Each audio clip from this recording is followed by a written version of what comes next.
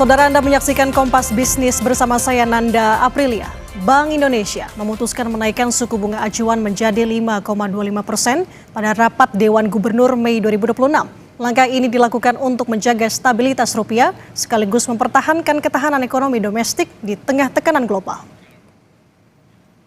Keputusan menaikkan BI rate sejalan dengan fokus kebijakan moneter 2026 pada prostabilitas demi memperkuat ketahanan eksternal ekonomi Indonesia dari dampak global.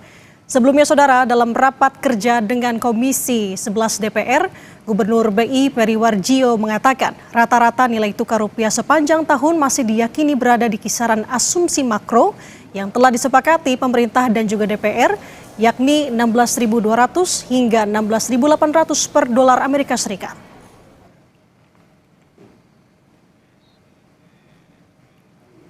Untuk memperkuat stabilisasi nilai tukar rupiah dengan terus melakukan intervensi dengan kenaikan BI rate juga dengan perubahan struktur suku bunga SRBI, kami meyakini rupiah itu mendapat tekanan April, Mei, Juni, tapi akan menguat di bulan Juli dan Agustus.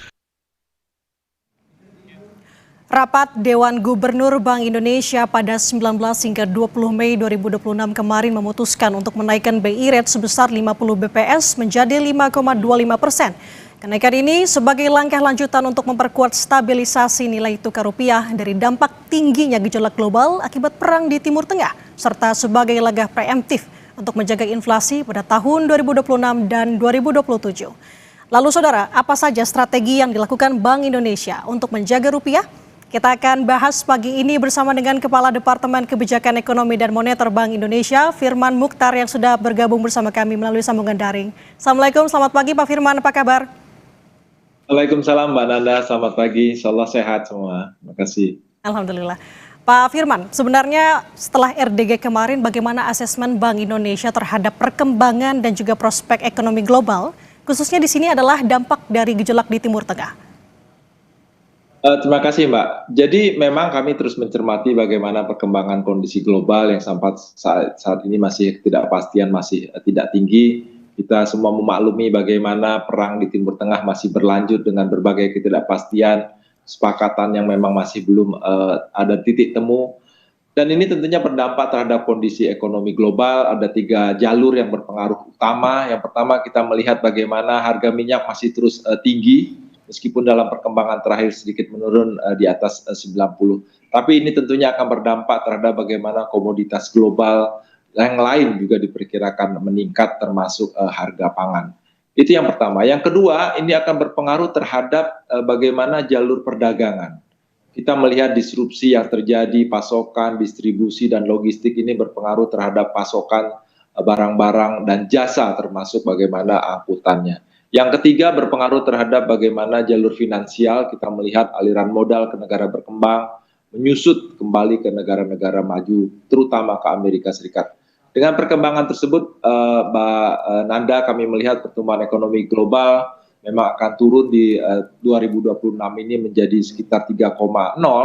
Namun yang menjadi perhatian adalah terkait dengan inflasi. Kami melakukan revisi ke atas inflasi global dari semula 4,2 menjadi 4,3, bahkan dibandingkan dengan awal tahun masih di sekitar 4,0. Jadi memang perang ini memicu ketidakpastian, ekonomi global memang akan sedikit rendah, inflasi masih lebih tinggi. Dan yang satu menjadi perhatian Mbak Nanda adalah aliran modal. Aliran modal ke negara berkembang menurun, dan ini memberikan dampak terhadap bagaimana permintaan terhadap dolar yang meningkat. Kita melihat DXY terus meningkat, berada pada angka di sekitar 99, dan ini yang berpengaruh terhadap mata uang negara berkembang termasuk Indonesia yang melemah. Artinya tidak menampik sebenarnya dari konflik Timur Tengah ini berdampak terhadap sejumlah komunitas global dan juga tentu komunitas domestik. Lalu Pak Firman, bagaimana asesmen Bank Indonesia terhadap dampak dari konflik di Timur Tengah tadi yang berkepanjangan sampai dengan saat ini terhadap harga komoditas global, termasuk tadi Bapak sudah menyinggung minyak dunia, harga minyak dunia yang dampaknya lanjutannya terhadap prospek inflasi global. Lalu bagaimana pula pengaruhnya terhadap arah kebijakan moneter global termasuk dengan Fed Funds, Pak Firman? Jadi memang seperti saya sampaikan tadi, disrupsi global terkait dengan logistik, terkait dengan distribusi ini meningkatkan permintaan, berpengaruh terhadap pasokan barang dan jasa. Kita melihat harga komoditas yang lain pun meningkat, bukan hanya energi. Harga minyak kita sudah pahami bersama meningkat, tapi harga non-energi juga mengalami peningkatan. Dan inilah yang memberikan tekanan terhadap inflasi global yang kami sampaikan tadi akan meningkat menjadi di sekitar 4,3, bukan hanya di negara berkembang tapi juga di negara maju. Yang menjadi perhatian tentunya adalah terkait dengan policy respon yang akan ditempuh berbagai bank sentral termasuk Federal Reserve. Dengan kenaikan harga dan kemudian berdampak ke inflasi ini, kami melihat bahwa policy respon yang akan ditempuh berbagai bank sentral sudah mulai terjadi pengetatan. Bahkan beberapa negara sudah mulai melakukan kenaikan policy rate. Kita melihat tetangga kita Filipina sudah mengalami peningkatan.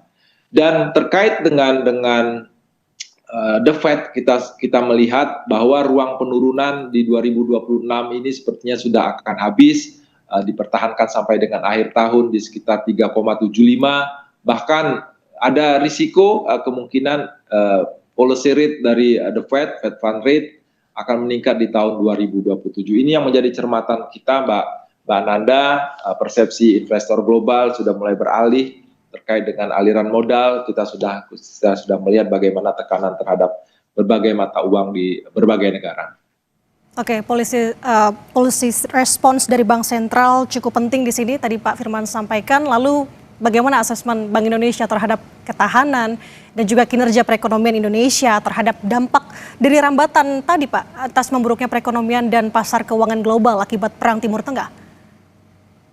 Sejauh ini policy respon yang kita tempuh dari fiskal, dari moneter secara umum masih tetap dapat mempertahankan pertumbuhan ekonomi. Kemarin di triwulan 1 kita mencatat pertumbuhan ekonomi bergerak pada angka 5,61%. Kami melihat ke depan pertumbuhan ekonomi ini memang perlu terus kita dorong melalui permintaan domestik terutama ya.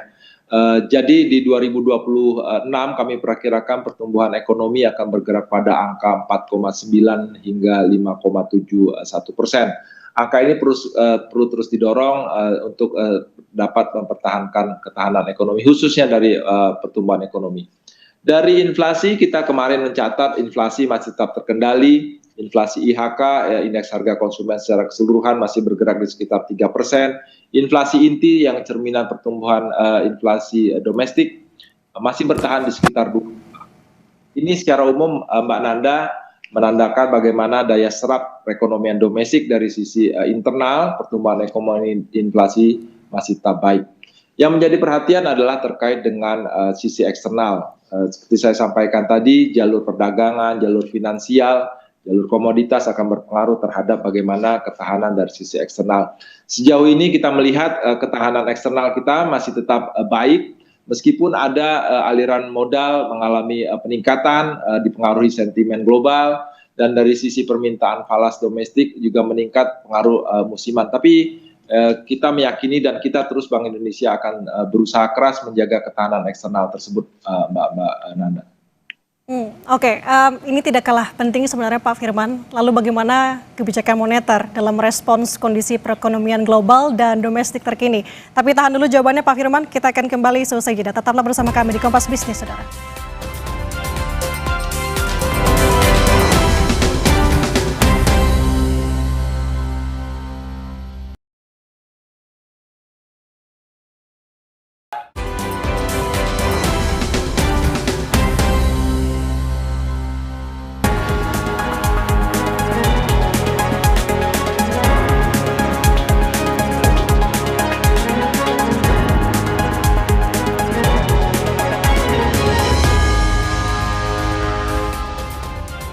Kembali lagi di Kompas Bisnis, Saudara, masih bersama dengan kami, Kepala Departemen Kebijakan Ekonomi dan Moneter Bank Indonesia, Firman Mukhtar. Pak Firman, sebelum jeda tadi saya menyinggung sebenarnya arah kebijakan moneter dalam respons kondisi perekonomian global dan domestik saat ini itu seperti apa. Karena saya kaitkan dalam rapat Dewan Gubernur Mei kemarin, Bank Indonesia telah mengumumkan 7 langkah untuk bisa memperkuat stabilitas nilai tukar rupiah. Selanjutnya, Bank Indonesia menaikkan BI rate 50 basis poin yang menjadi 5,25%. Apa yang jadi dasar pertimbangan terhadap keputusan menaikkan BI rate tersebut, Pak Firman? Jadi Sebagaimana saya sampaikan tadi, memang tekanan eksternal cukup kuat dan ini harus kita mitigasi segera agar stabilitas perekonomian tetap terjaga. Stabilitas ada dua makna, stabilitas kurs itu yang menjadi perhatian kita dalam jangka pendek dan jangan sampai ini berpengaruh terhadap inflasi khususnya yang dalam kaitannya dengan sasaran inflasi. Jadi dua pertimbangan besar Mbak Nanda yang menjadi perhatian kita dalam upaya menjaga stabilitas ini adalah terkait dengan tekanan kurs yang memang mengalami peningkatan akibat tekanan global seperti saya sampaikan tadi. Yang kedua adalah bagaimana kita mengarahkan agar inflasi tetap sesuai dengan target kita 2,5 plus minus 1. Jadi level tertinggi kita untuk inflasi adalah 3,5% yang sampai saat ini masih terkendali di sekitar 3%. Jadi dua pertimbangan besar itu adalah bagian kita untuk menjaga stability. Oleh karena itu kami di rapat Dewan Gubernur kemarin memutuskan untuk menaikkan BI rate menjadi 5,25% dari semula 4,75. Tujuan yang pertama, pertimbangannya untuk menjaga, memperkuat efektivitas kebijakan, menjaga stabilitas nilai tukar rupiah yang sudah kami lakukan dalam beberapa periode sebelumnya. Dan yang kedua, untuk tetap menjaga agar inflasi tetap sesuai dengan sasarannya di 2,5 plus minus 1%. Baik, ada dua pertimbangan besar tadi disampaikan Pak Firman dengan kenaikan BI rate pada RDG Mei 2026. Sepertinya kebijakan moneter diarahkan fokus pada stabilitas. Nah, dalam kaitan ini Pak Firman, bagaimana kebijakan Bank Indonesia dalam mendorong pertumbuhan agar terus berjalan? Belum ke arah situ Mbak Nanda, dapat kami sampaikan dua hal besar itu adalah menjadi pertimbangan kami menjaga stabilitas, pro-stability untuk kebijakan moneter. Dua hal, ada 7 langkah yang kami dapat lakukan, yang sudah kami lakukan untuk memperkuat ketahanan perekonomian dari sisi stabilitas, ada 7 langkah. Yang pertama, seperti tadi, menjaga stabilitas nilai tukar melalui intervensi around the world, around the clock. Semua intervensi di spot market, NDF, di NDF kita lakukan. Yang kedua, kita naikkan policy rate, BI rate tadi seperti saya sampaikan menjadi 5,25 dan diikuti dengan bagaimana instrumen moneter SRBI kami yang juga kami naikkan. Yang ketiga adalah bagaimana kita mengoptimalkan SRBI.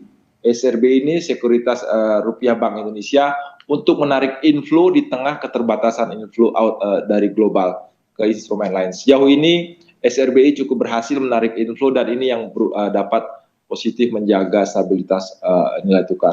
Yang ketiga, yang keempat adalah bagaimana kami tetap menjaga kecukupan likuiditas. Tentunya pada saat kita melakukan intervensi akan ada likuiditas yang tertarik dan saat itu kami lakukan sterilisasi. Saat ini target kami tetap mengarahkan uang primer kita bergerak pada double digit yang terakhir tercatat 14,1%.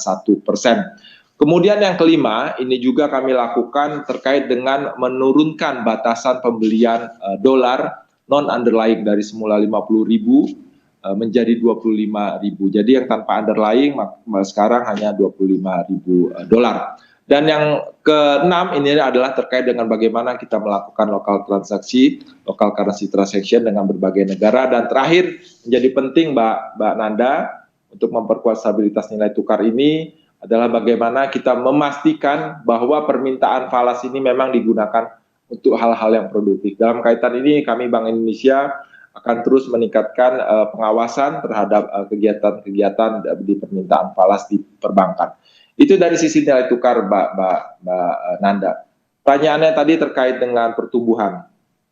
Kami tentunya dari Bank Indonesia akan tetap berupaya agar menjaga keseimbangan, menjaga pertumbuhan ekonomi. Dari sisi kebijakan moneter, saya sampaikan tadi kita akan lebih sifatnya pro-stability. Ada dua kebijakan utama, kami kebijakan makroprudensial dan kebijakan sistem pembayaran kami arahkan tetap mendorong pertumbuhan ekonomi melalui arah yang pro-growth. Ada 5 langkah yang sudah kami lakukan. Yang pertama adalah bagaimana sinergi kami dengan pemerintah untuk tetap melakukan pembelian di SBN di pasar sekunder ini agar tetap menjaga kecukupan likuiditas perbankan. Yang kedua adalah bagaimana kita optimalkan kebijakan likuiditas makroprudensial, di mana kita berikan insentif kepada bank yang memberikan kredit kepada sektor yang dapat bernilai tambah tinggi, mendorong pertumbuhan.